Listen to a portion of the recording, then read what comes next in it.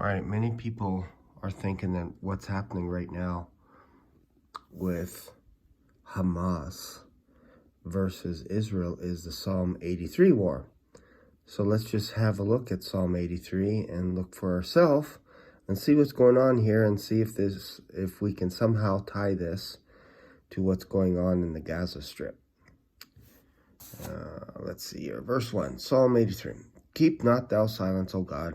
Hold not thy peace. Be not still, O God. Hear, O my people, and I will testify unto thee, O Israel, if thou wilt hearken unto me, there shall no strange God be in thee, neither shalt thou worship any strange God. I am the Lord thy God, which brought thee up out of the land of Egypt.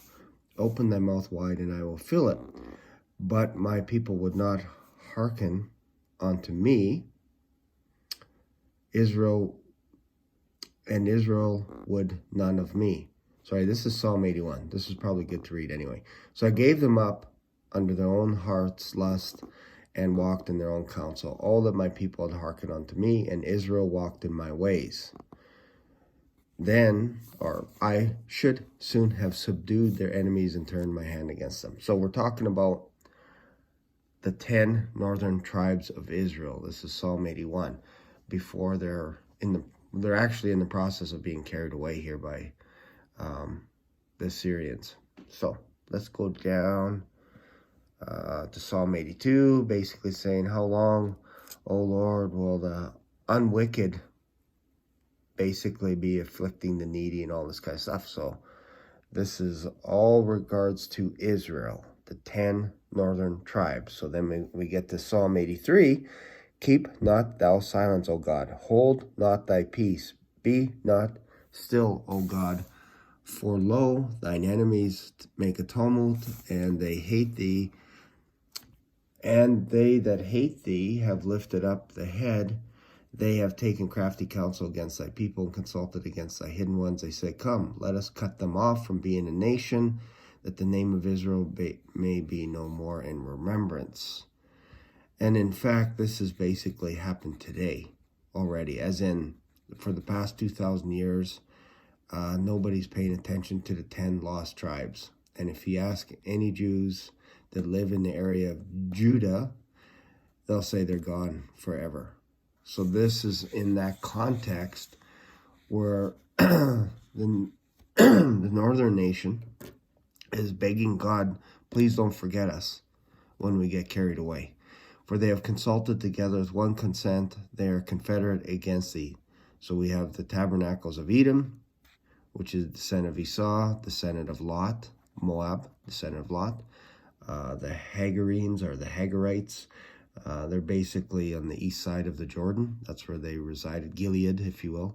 Then we got Gebel, which is basically one of the coastal regions of close to Lebanon. And then you got Ammon, which is the son of Lot, descendants of Lot, I should say. And then you got Amalek, which is basically the Amalekites, and they gave Israel trouble constantly, especially in King Saul's day.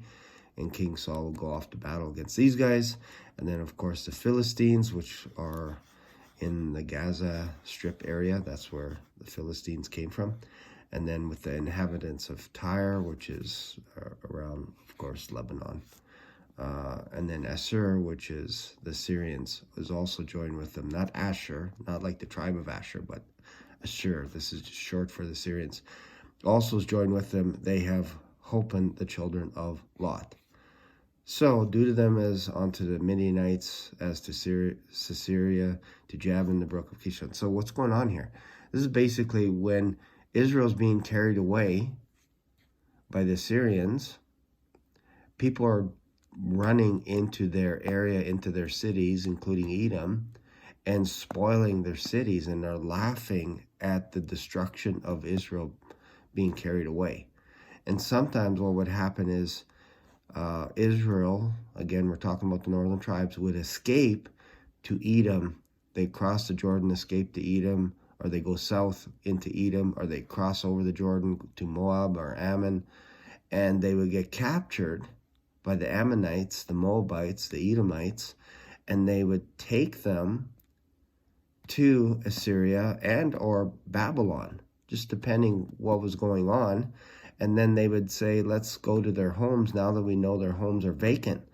Let's go and spoil them. And God said, I will punish you because they were your brothers. Edom, they're basically your brothers.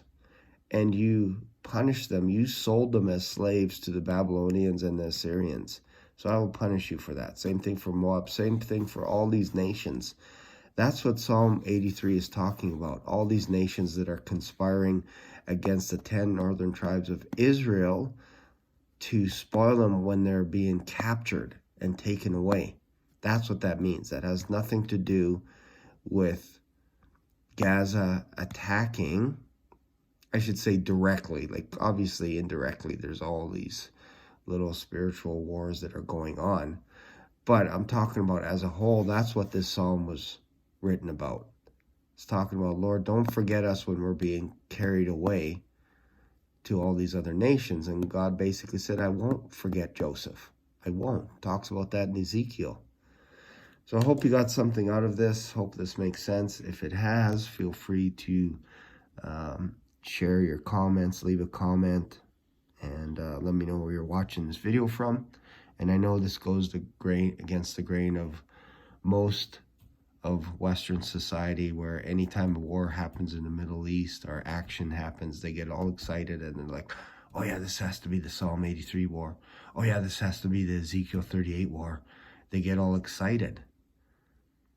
But it's because they have nothing else to do. Really. They're just bored, stiff, and they watch news all the time. And we're guilty of that here in Canada as well. Anyways, hope you got something out of this. See you later. Bye.